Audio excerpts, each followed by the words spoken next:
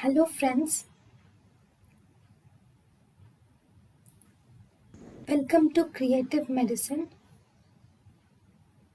In this lecture, we will learn about Now, anterior staphyloma. In anterior staphyloma, here the main cause of the anterior staphyloma is pseudocornea can result in anterior staphyloma. What is this pseudocornea? This pseudocornea is actually a scar which is formed from organized exudates and fibrous tissue. Pseudocornea is not real cornea, but it is pseudo, so false cornea. So here whenever a scar occurs, see here there is some injury and thus there is exudates are seen, so the fibrous tissue will deposit like this.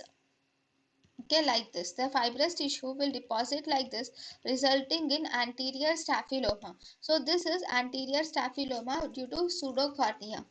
Then here uveal tissue here you see behind this left cornea iris tissue is seen plastered or is seen behind the left cornea.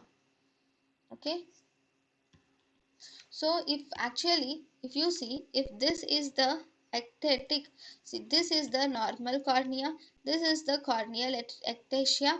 The iris tissue will also gets adherent or plastered behind the left cornea like this. Okay, so this is anterior staphyloma.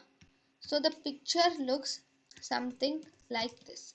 So this is the anterior staphyloma. That color is because of the slough and also iris. thank you and thank you for watching.